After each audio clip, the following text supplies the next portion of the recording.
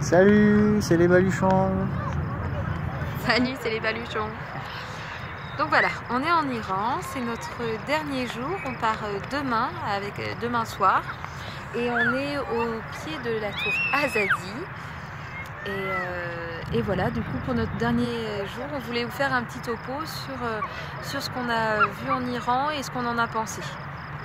Alors, donc déjà on est parti, donc on a fait la ville d'Isfahan en premier lieu, Shiraz, Yazd et on a terminé par Kashan. Donc c'était vraiment de superbes villes, c'était vraiment magnifique, des palais, des jardins splendides. On a pris le temps sur ces villes-là et on ne s'est pas éternisé en faire sur Téhéran. Bon, déjà, il faut dire qu'en arrivant à Téhéran, on a été forcé de rester 3 jours au lieu de 2 à cause de mon sac qui n'était toujours pas arrivé. T'es resté en Chine? Et du coup, bon voilà, c'était un peu forcé et on n'était pas bien. Et puis bon, c'est pas pour nous en fait les grandes villes. Ouais, beaucoup de circulation, très dense. Beaucoup donc de bruit, d'odeur, d'essence, de gaz dans la ville, ça c'est énorme. Donc voilà, donc on a préféré prendre le temps sur les différentes villes. Et il y en a qui arrivaient à faire le même circuit que nous en beaucoup plus rapide. Mais nous on a préféré prendre le temps de faire chaque ville et ça en valait vraiment le coup. Alors, moi personnellement la ville que j'ai préférée c'était Isfahan. Isfahan c'est juste magnifique. On aurait pu y rester beaucoup plus longtemps, 1-2 semaines sans problème. Hein. C'était vraiment top. Après c'était complètement différent de la Mongolie juste avant en fait. Où là ce qu'on recherchait c'était vraiment la nature, les steppes, ces zones désertiques et les paysages et sauvages quoi. Et là du coup là c'était plus un voyage culturel, architectural. C'est vraiment en fait c'était vraiment plus ça en fait. Ouais. Ce qui était intéressant c'était vraiment les villes. Donc on s'est centré sur les villes.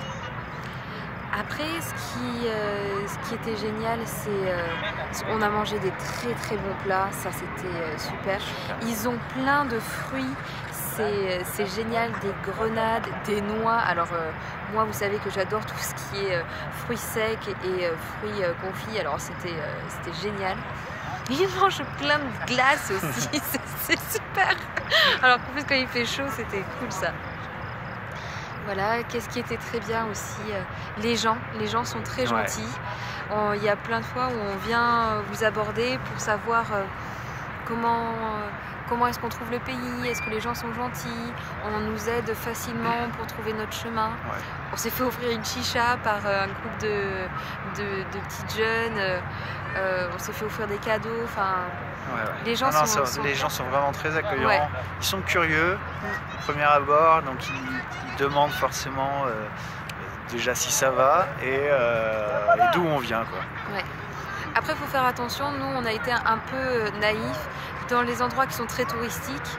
Il y a des gens qui viennent vous parler mais vous apercevez un peu trop tard que en fait c'est des guides et du coup il faut les payer.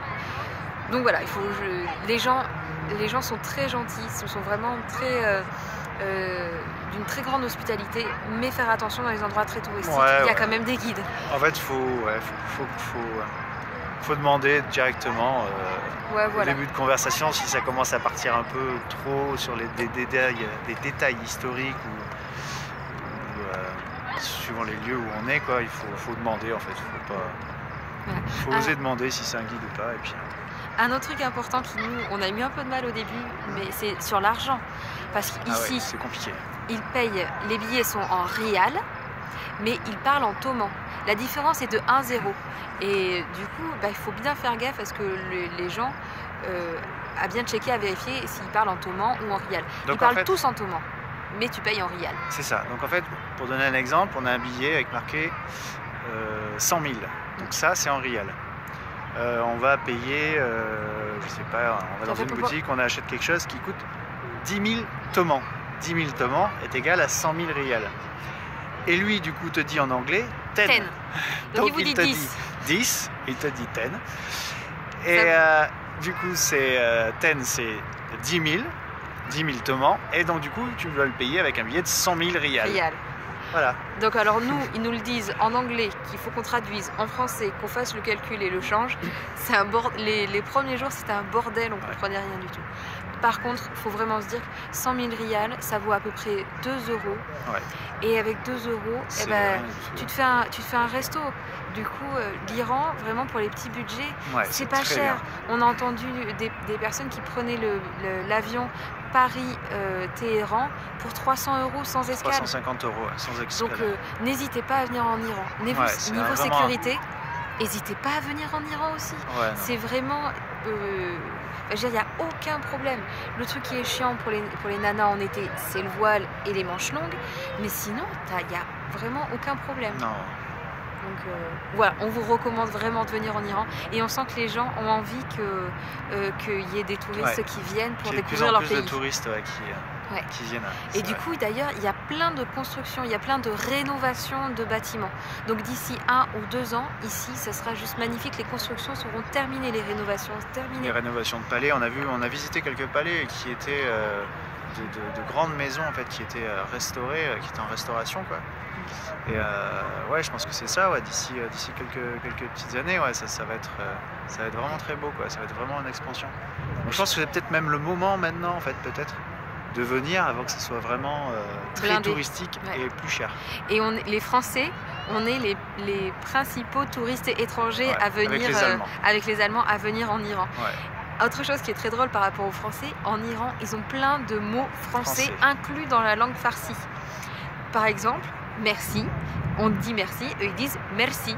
Donc c'est exactement le même mot. Et ils sont, dans leur langue, ils ont plein de mots comme ça. Mots gigolo, qu'ils ont garage, pyjama, c'est les mêmes choses. Bâtard.